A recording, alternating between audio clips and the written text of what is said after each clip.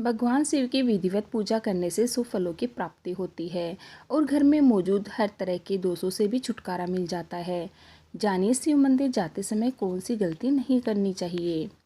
हिंदू धर्म में देवी देवताओं को प्रसन्न करने के लिए विभिन्न तरह की पूजा पाठ अनुष्ठान आदि के बारे में बताया गया है। भगवान की पूजा करने के विशिष्ट तरीके वेद शास्त्रों में बताए गए हैं। देवों के देव महादेव को भगवान शिव, भोलेनाथ, शंकर जी जैसे सैकड़ों नामों से जाना जाता है।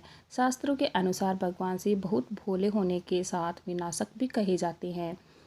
जितना जल्द पूजा से भोले बाबा प्रसन्न हो जाते हैं, वह जल्द ही रुष्ट भी हो जाते हैं।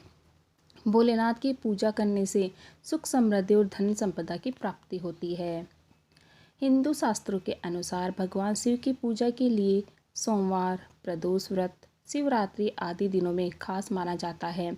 इन दिनों में कई लोग व्रत रखने के साथ मंदिर भी जाते हैं, लेकिन कई बार शिव मंदिर जाते समय कुछ गलतियां कर देते हैं, जिससे भगवान शिव की पूजा का पूर्ण फल प्राप्त नहीं होता है।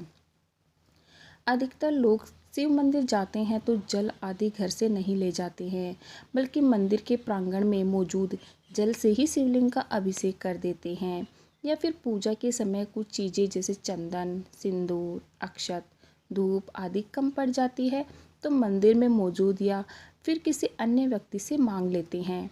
लेकिन क्या आप जानते हैं ऐसा करना बिल्कुल भी सही नहीं है। ऐसा करने से पूजा का पूर्ण फल नहीं मिलता है। इसके साथ ही घर का वास्तु दोष समाप्त नहीं होता है।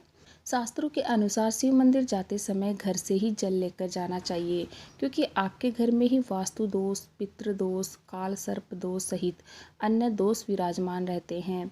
ऐसे में जब आप घर में मौजूद घड़ा या फिर किसी जल से भरे हुए पात्र से पानी लेते हैं तो उसके साथ ही घर के सभी दोष साथ हो जाते हैं और शिव जी को ये जल चढ़ाने से हर तरह के दोषों से छुटकारा मिल जाता है और सुख समृद्धि की प्राप्ति होती है। इसके साथ ही घर की दरिद्रता और सदस्यों के कार्यों में आने वाली अड़चनों से भी छुटकारा मिल जाता है। मंदिर जाना बहुत ही शुभ माना जाता है।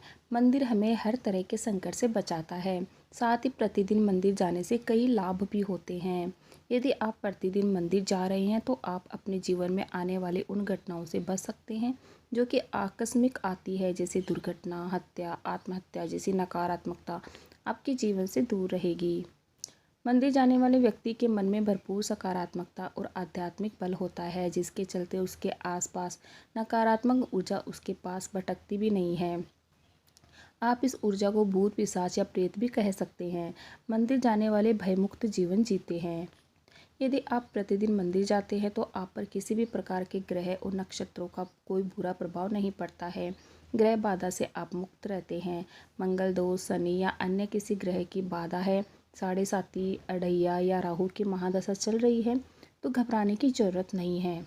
मंदिर में जाकर आप मंदिर के नियमों का पालन करते हैं, व्रत, उपवास और पाठ में विश्वास करते हैं, सोच समझकर आहार विहार करते हैं तो आपको किसी भी प्रकार का रोग या बीमारी नहीं होगी। मंदिर जाकर मन में विश्वास और आत्मबल का संचार होता है, जिसके कारण मन में किसी भी प्रकार का दुख या शोक नहीं रहता। व्यक्ति सभी परिस्थिति में समभाव से रहता है। समभाव अर्थात न तो भावना में बहता है और न ही कठोर होता है। हर परिस्थिति में उसके लिए सामान्य होती है। मंदिर जाने से व्यक्ति में सही और गलत को समझने की क्षमता होती है। वह किसी भी प्रकार की फालतू लड़ाई झगड़े में नहीं पड़ता है। जैसे रास्ते में पड़े पत्थर या गड्ढे को देख लेने के बाद हम अपनी गाड़ी को उससे बचाकर निकाल लेते हैं, उसी तरह व्यक्ति अपनी ज़िंदगी को समझदारी से गड्ढों से बचा लेता है।